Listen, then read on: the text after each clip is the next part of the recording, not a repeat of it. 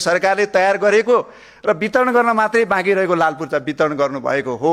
जसरी नागढुङ्गाको सुरुङको रिबन तपाईँहरूले यो सरकारले काट्न पायो, ठिक त्यसै गरी लाल पूर्जा बाँड्न पाएको हो। यसलाई बिर्सनु हुँदैन। भन्न पनि लाज लाग्नु पर्ने क्या तिमीलाई त। यस्तो कुराहरू भन्न पनि सक्छौ कसरी क्या यार? म त सोचेर अचम्ममा पर्छु क्या। हाम्रो सरकारले पहिल्यै बनाएको थियो, अहिलेको सरकारले आएर वितरण मात्रै गरे हो रे।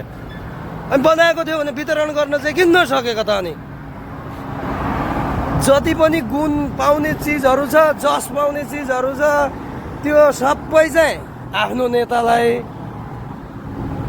जति पनि बिग्रेको छ, जति पनि गाली खाने कुराहरू छ, नराम्रो भएको छ, त्यो सबै बालेन सरकारलाई।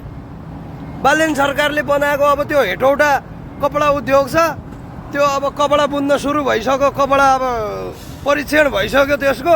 अब त्यो पनि भन्न थाल्यो होला। त्यो त हाम्रो पहिलेकै नेताहरूले बनाएको हो, त्यो उद्घाटन गर्नु मात्रै बाँकी थियो। साले झोलेहरू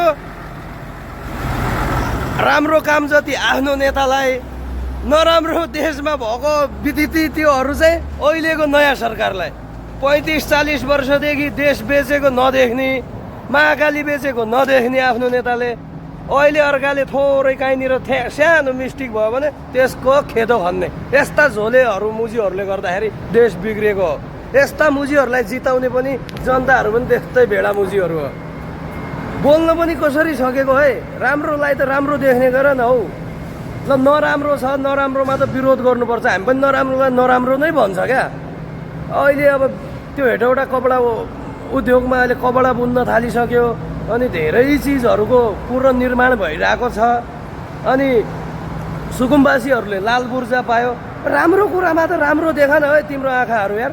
तिम्रो आँखामा त रतन्दो लागोस्, तिम्रो आँखामा त फुलो परोस्, तिम्रो आँखा त त्यो माथि यमराजले फुटाइदियोस् क्या। राम्रोलाई राम्रो देख्न नसक्ने आँखाको केही काम छैन क्या। जति पनि भन्छ ओ सुरुङ राजमार्ग, ल केपीको पालामा बन्यो होला, केपी शर्मा ओलीको पालामा सुरुङ राजमार्ग बन्यो होला त्यो। तर ऋण त नेपाली जनतालाई नै हो नि, ऋण त नेपाल सरकारलाई नै हो नि लागेको, होइन र भने? अहिले उद्घाटन त अब अहिलेको सरकार आउँदाखेरि भयो, ल ठिक छ त्यो माने मैले।